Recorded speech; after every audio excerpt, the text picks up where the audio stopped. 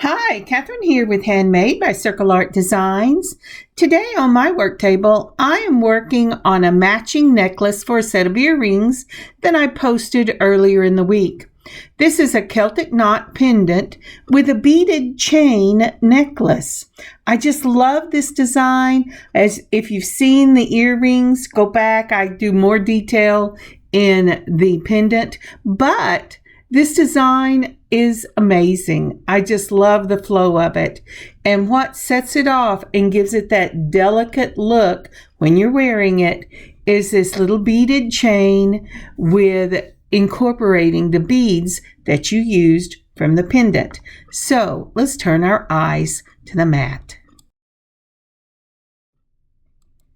So as I turn my eyes to the mat and see my thankful and blessed, I was thinking, what did I want to share with you today?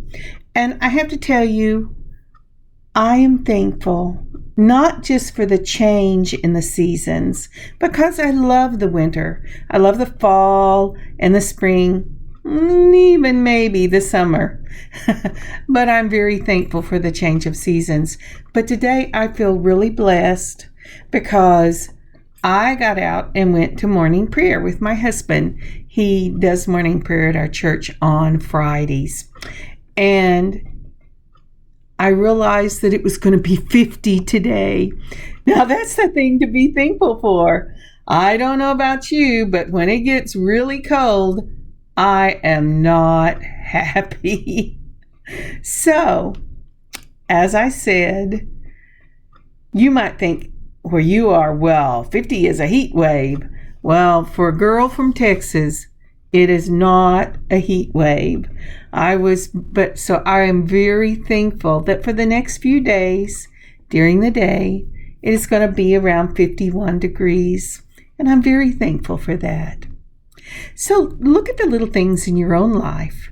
What do you have to be thankful for? I bet there's something, and it will lift your spirits. All right, let's get started. The mat is out, and I'm going to be looking to place the pin. And just a reminder, because I seem to always forget, some point in this video, not film, I guess it is a film, in this video, would you take a moment and like and leave a comment for the video? It really helps us get ahead of the algorithm. And if you would subscribe, if you haven't already, that would be amazing. And if you take the next step and share, we would be so blessed. Thank you so much. Okay, let's talk about supplies. We're going to start off from the December Bargain Bead Box. I have pulled the Stardust Spacer Beads. These are 4mm brass beads and that beautiful silver stardust on it. Aren't those pretty? I really like those. Then from my own stash, they've also come from the Bargain Bead Box, but they were from early last year. These are garnets in the 4mm. They're little faceted round garnets. I love garnets. They're my birthstone. I absolutely love them. Then next up are this check glass 11O seed beads, and they are in the crystal with a silver lining. Next are the barrel beads. These are also from Bargain Bead Box last year. They're in a celestial. They're faceted cut barrel beads. They shimmer in a... Sorry, I got distracted. Anyway, these barrel beads are from a previous Bargain Bead Box. They're about 4 by 5mm faceted barrel beads. They're called Celestial, and they shimmer. They're smoky, but they shimmer in a purple to greenish blue. I really like them. So next up are these matte white bicones. They're from the December Bargain Bead Box, and they're also a 4mm. For this, you're also going to need a bell for your necklace and some jump rings. I'll be using oval jump rings. And then I am using an extender. I'm going to make a 24-inch necklace, but I'm going to use an extender for it. And I'm using a lobster claw clasp. And this beautiful, light, delicate little chain I got from Hobby Lobby. I'll also be using that. And next up will be that Celtic knot charm. It's a small charm. It's not one of the big ones that a lot of times we get, and it'll be perfect for these size beads and that beautiful little chain. All right, now we're going to get started with the pendant. If you've watched the video on making the matching earrings, you know how to do this pendant already, and you can skip ahead to the chain. But for this one, we're going to start off with the stardust, then a 11-0, a barrel bead, a garnet, look at that, and another barrel bead, then we'll do the 11-0 right there. And then we're going to put on 3 of the bicones, and that will be after the 11-0, a bicone, an 11-0, a bicone, 11-0, and a bicone. We want 3 of the matte white bicones, and these matte whites are beautiful because they have just a slight blue cast to them that kind of gives them an opal-y look. Now, isn't that pretty? This is the longest or the middle of the dangles for our pendant. The others will start off the same way with the stardust bead, and then we're going to do an 11-0, a bicone, a garnet. I got myself confused. A garnet, if I can find the hole. You know, I always think it's going to be easier if I leave it on the mat, but I have to tell you, picking it up isn't any easier for me. I'm still going, where is the hole? Where is the hole? The garnets give me a lot of trouble, as you can tell. I say, oh, I've given up on that one. I'm going to try this again. All right. I know they all came off a string. They all have a hole. Do you ever have trouble like that? I think it's because of my glasses. I really need to wear magnifiers over my glasses to see that. But after you get the garnet on, then you have another barrel bead. So it's the same as the first one we did. And this next thing is almost the same. We end up with a 11-0 seed bead, then a bicone, an 11-0 seed bead, and a bicone. Both of your outer dangles are going to be exactly the same. And the only difference between them and your longest one in the middle is the number of bicones. And by the magic of video, we have another one. I'm sorry it's fallen off. If you can see, I have my pin there, but I've gotten a little too low down on the screen. So now I'm going to use my loopers. I put it through the loopers into the hole across it. I put that 11-0 right up against the jaws, mash the handles, and it makes a circle. Now when you're doing that circle, it should be straight up like that. Then bend it back just a little bit and it'll give you a question mark. Go ahead and close it. And you say, well, why a question mark? Because you want that loop to sit right over your beads. I close it, it kind of runs slightly to the side. Then I go just below the loop where that question mark had been and pull it back. And that way it makes the loop sit right over the beads. If it doesn't sit over the beads, I learned this the hard way, it makes your dangles hang funny. And that's whether it's on a pendant or on earrings or whatever you're going to do it on, even if you're doing one of those little pin brooches. If it doesn't sit right over the beads, they'll go to one side and they won't hang straight for you. So we did this one the same way. We put it in the looper, through the hole, cross the jars, tuck the bead right up against the edge, mash the handles, make sure it's straight, take it back just a little bit, and you should get a question mark. And let's do this again. Across, through the hole, bead, and bring it back. All right, and then you get another little question mark. I'm using straight nose pliers to close this. When I get it closed, then I just bring it back slightly, make sure it is right over the beads. If it isn't closed completely, then I just use my chain nose pliers and close it up. And that's all there is to making this pendant. The next step for this is to go ahead and put it on your dangles on with your jump rings. Now you could open up the loop that you just did on your dangles, but I'm always afraid there's going to be not as much consistency in the loop for me, or the loop is going to be too small. These are, I'm sorry, I have got that out of focus. There it is. These are oval shaped. I always use ovals if I have an opportunity because the slit is on the side and it makes it harder to pull apart.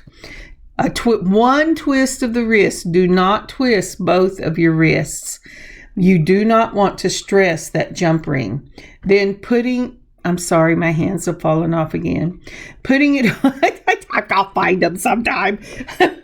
But putting it on, make sure that you have the slit to the back of your piece. And you want the slit, if it doesn't have a back and a front, you want the slit of the jump ring to always face the same direction. Whatever you've decided is the back, make that slit facing the back so you don't have the slit on the front of your pendant. It would be the same for earrings. I think I even told you that in the previous video. All right. So that is finished and ready for the chain. So let's move on to the chain. Now, I love little beaded chains. I think they are amazing. I also do a larger or a bulkier chain. But for this chain, this little delicate chain, you're going to need an eye pin. You can make your own eye pins. I have a short on how to do that. Or you can get these. These are silver lined eye pins. You don't have to have that. It's what I had on hand. I would usually not use those when they're going to be completely covered, but it's what I had on hand, so that's what we're using. All right. Once I get that done, I'm going to put on a the Stardust spacer ball, a barrel bead, and a garnet, and another barrel bead. And once I get a really good picture for this, I will show you what I'm doing. Oh, having the same trouble with those garnets. As much as I love them, these little 4mm garnets can sometimes feel like the bane of my existence. But you know, I have that problem with little 15-0 seed beads as well. I chase them all over. Okay, so let's go ahead and get a picture. All right, I hope you can see this okay. As I said, it's on an eye pin. We'll start out with the Stardust of the 4mm spacer ball. Then we're going to put an 11-0 seed bead. Then we're going to put our barrel bead, faceted barrel bead, the faceted garnet in the 4mm, and the faceted barrel bead. Then, as we started this with a 11-0, we're going to put the 11-0 seed bead and then the spacer. So you have a total of 5 of your large beads and 2 of the 11-0s for this first component. And this is the first component in the necklace, and you will need 2 of them. I think this is so pretty. And this necklace, if you didn't want to put the pendant on it, it would be a very delicate little piece to wear. It's just gorgeous. Alrighty, let's get out another eye pin, and we're going to do again a Stardust, then your 11-0, just like that. And this time you're going to put on your bicone in the matte white, another 11-0, and then another bicone, and looking for the hole. There you go. Then another 11-0, and then we're going to end it off with I'm checking the length because I want them to be about the same.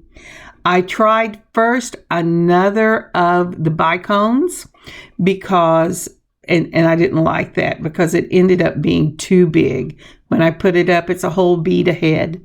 So what I ended up doing was I took off the third bicone, made sure I left the 11 on, and then put another of the Stardust spacer balls.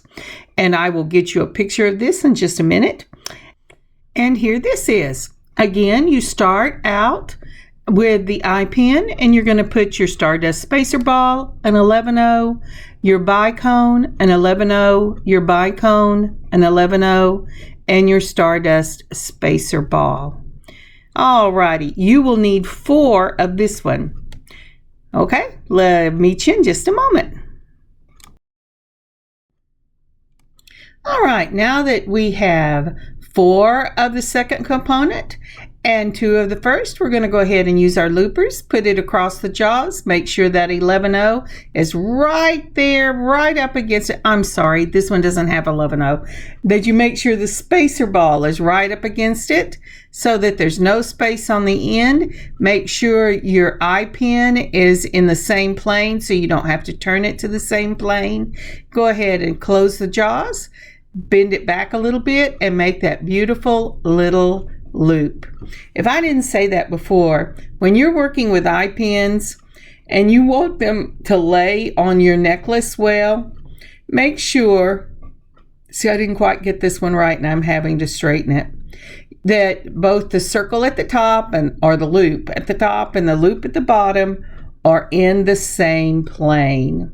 Now then, it's the same thing we're going to do for all of them. I'll do another one before I skip ahead, but this is so long. All right, we're going to take it across the jaws into the hole across.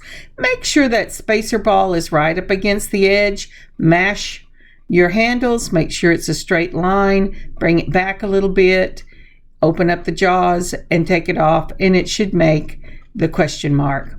Make sure it's in the same plane. Go ahead and close it off. If it's not the same plane, make sure you put it in the same plane. Sometimes I forget, sometimes I don't. Depends on how tired I am or how quick I am doing something. But this is in the same plane, and I'm going to do this to all of them, and I'll meet you back here in a moment. We have all 6 of them looped, and now we're going to use little bitty chains. Now these chains that I'm setting out here have a total of, I believe, 5 links. It depends on the size of your links and how much space you want between your components. Let's see, maybe I did 7. 1, 2, 3, 4, 5, 6, 7. I did 7.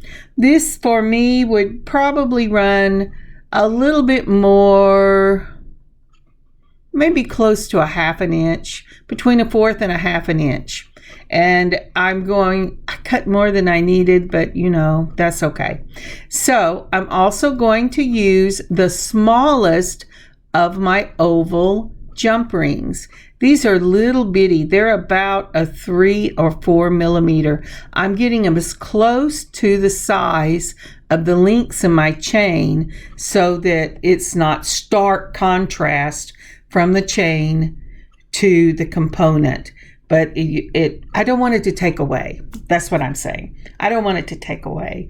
Now, there are times when I use big, bold jump rings, because that is part of the design I've done. With a twist of the wrist, I'm opening that up. I am putting on my component. Then I will put on the jump ring. Oh, I've cut out of the thing. There you go, Kathryn. Get back in the thing. Putting on the component. What happens is sometimes I can't see, and I move it in closer so I can see, and then I realize, oh, wait. Y'all can't see now. It's more important y'all see. I know what I'm doing. All I have to do is make sure I hit the hole. Then I close it up. I run my finger along the jump ring till I feel that it is smooth. And the reason I do that is because if it's not smooth, then it's probably not closed. It's either moved itself a little bit underneath itself or above it, or it just is a little bit whopper gaggled, and it, even though it looks closed, it isn't, and that makes it more prone to coming apart. All right, using a twist of the wrist, I've opened another jump ring, and this time I am putting on the other end of those links and then my second component. My first component, I use component number 2. I put on the chain. Now I'm using component number 1 and putting it on the other end of that same chain, just like that. Component number 1 will be the component in the middle of this section. So once I open up a jump ring, we're going to go ahead and we're going to put on component number 2. Well, actually, I'm going to put the jump ring on the section we just did, and then component number 2, so that we'll have component number 2, link, component number 1, link, and component number 2. And so as you can see, let's see if I can get this laid out just like that, and I'll get you a picture. All right, this picture here gives you a wealth of information about doing a beaded chain like this.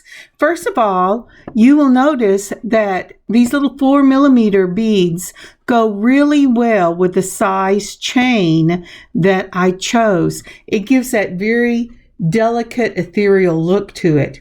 Now, if I had put these same 4mm beads on a larger chain, they just would have been overwhelmed by it.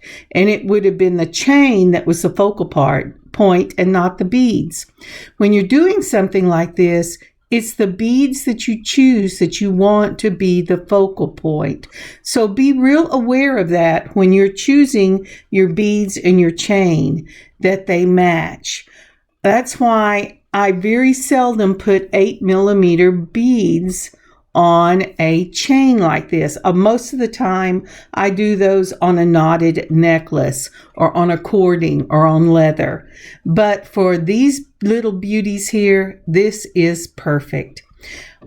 Next, if you notice, for this necklace, that we will use 2 of these sections for the necklace. It goes component number 2, which is the one that you've done with your bicones. Then you have those 7 little links in your chain. Then you have component number 1. Then the little links again and component number 2. Also, personally, I like my components when I'm doing something like this to be similar in length, as close as I can get it. If I was doing this on cording or I was doing it on leather or something like that, it would be the space between that would need to be the same, not the beads themselves. It would be that it would give you that asymmetrical look. But for this type of necklace, you want it to be symmetrical, to be pleasing to the eye. And so that is why I was so careful with the size chain that I chose, and to make sure the links were the same all throughout this piece. Okay, that said, we're ready to move on.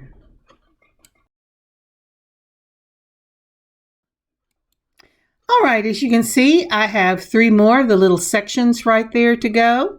And I am going to go ahead and put them together. And I'm going to do it the same way we did before. And when I get that section done, I'll meet you back here.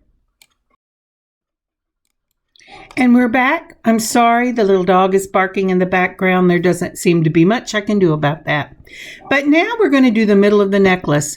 And for this piece, I have done a 2-inch piece of chain for this necklace.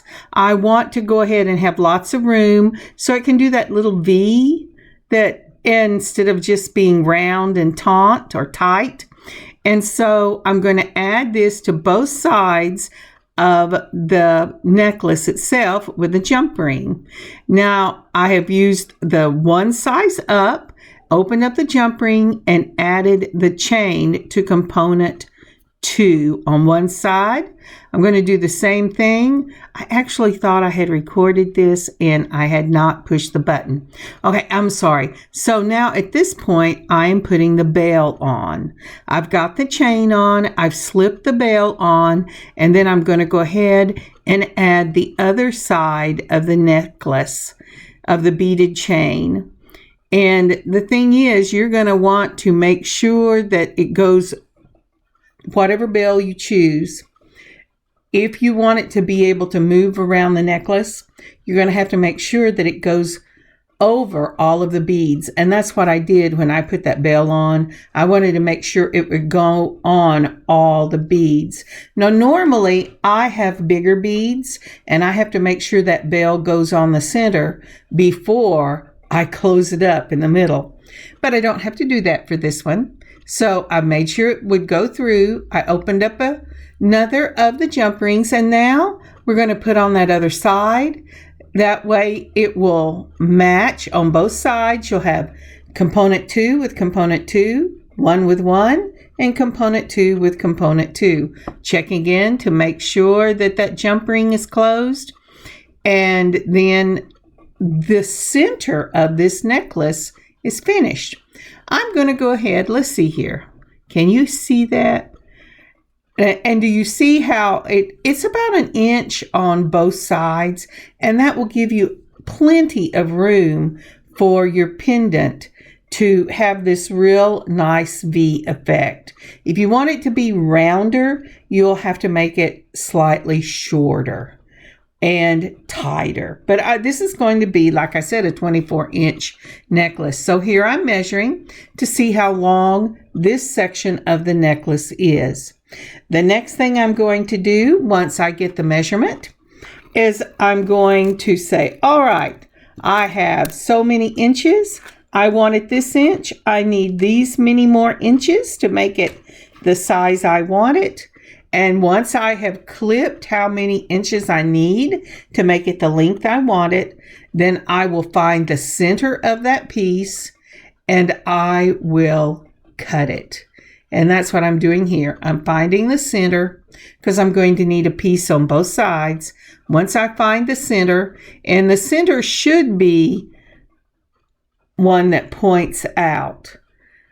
And that's just like that. Taking my flush cutters, cutting it off, jumped out at me. And now I've got 2 pieces for either side of my necklace. So once I have done that, then it is just a matter of making sure that you get one side on, your bail on, and then your other side of your necklace on. Okay, so I am going to use, for this one, again, I'm using the smallest of my jump rings, and this I got off of Amazon. I really like it. I'm trying to decide if I want to use the smallest or, yeah, I think I am. I think I'm going to use, because this is a transition, I'm not sure. But I think I'm going to stick with the smallest, and then for the transition on the other side, I'm going to go a couple of sizes up. So I'm going to need 2 of the larger ones and really 4 of the others. All right. If my brain is working correctly, that's what I'm going to do. We'll just see how this goes. All right. So with, again, just like we've been doing, this has lots of little jump rings in it. I really love these oval jump rings. I highly recommend you get you some and give them a try. They are really nice to work with, especially when you're using chain. I've opened it up. I've put on one side of the necklace, so I'll have the link there, just like that. It's just like we were putting the others together. And then I'm going to go ahead and put my lobster claw clasp on. And I'm using a slightly bigger one for that. And the reason I'm putting that lobster claw clasp on is because it will be a stopper for my bail. Whenever I get it on, I want to make sure that whatever I put at the back, because the beads are 4 millimeter, it's going to keep the bail if I don't get the necklace closed properly. Whenever I close my clasp, that clasp will stop it. And so I opened it up just like I did the others, put the clasp on one side and closing it up. I'm having a little problem with this one wanting to jump over the top of the other one. And sometimes that happens. Let's see if I got it. Nope. There was a little thing there where you could see, oop, it is jumped over. And, but I'll just keep messing with it until I get it the way I want it. All right, I think I just about got it. Once I have that done, and I hate to be such a stickler about this, but I've seen too many people lose their necklaces because of jump ring issues. So I've got that jump ring closed, and I'm going to go ahead and I'm going to slip on the bell right here. Now, the reason I do that, even though I still don't have the other side done, is because I don't want to forget and close up that side and not have this bell on, because you have to take the necklace apart at some point on the necklace in order to get the bell on. If you forget, it will not go over your clasp.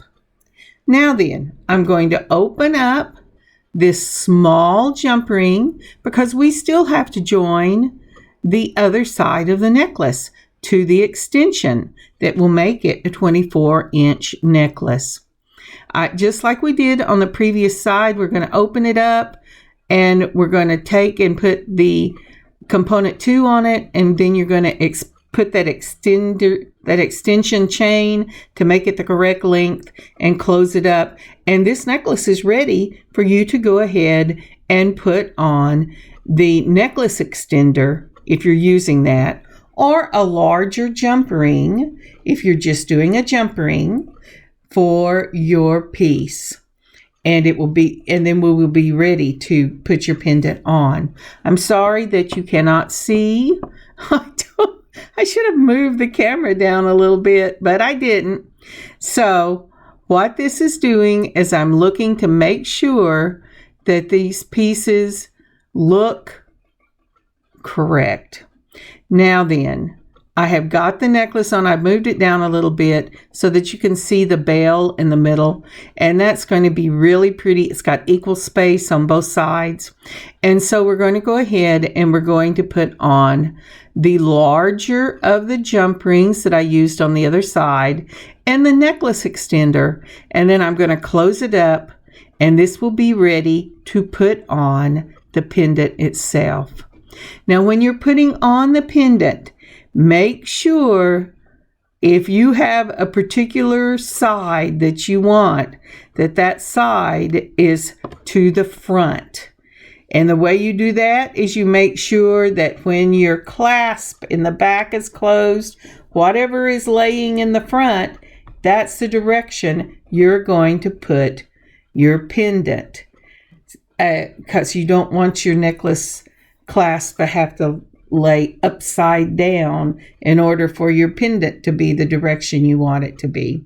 So that's what I'm checking right here. I'm making sure it's all together, and then I'm going to go ahead and put on my pendant. Isn't that pretty? It's going to look just like that. It's so pretty. Now then, with this pendant, I am using the larger jump ring, oval jump ring that I used whenever I put the others on, and that is because that when I put the dangles on, I'm sorry, and that is because this pendant is thick and there's just not enough room on the little small ones. So I have looked and made sure what is the front. I'm going to put it on my, well, if I can get my hands back in, that would be nice, but I'm just slipping on, there you go. I'm slipping on the jump ring to the bell and then the pendant to the jump ring. I'm looking to make sure that my sides are facing the correct side, and they are.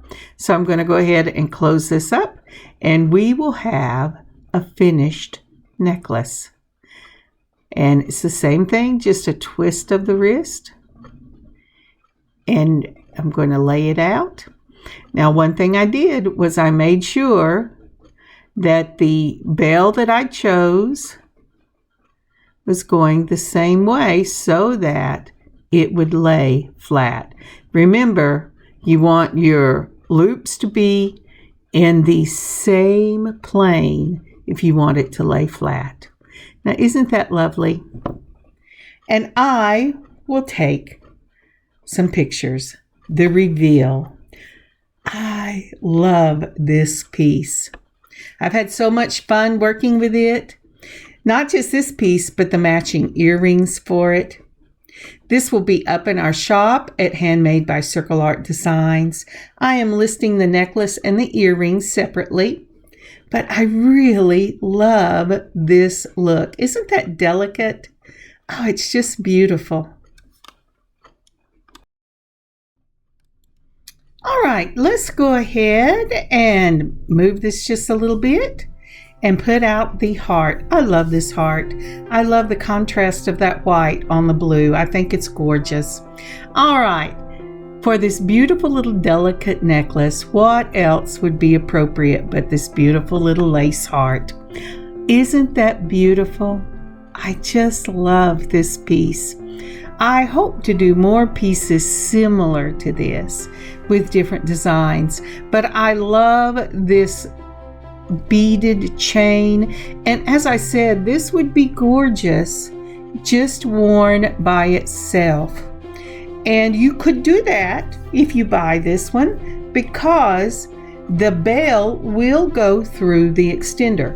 The claw will stop it, but the bell will go through the extender.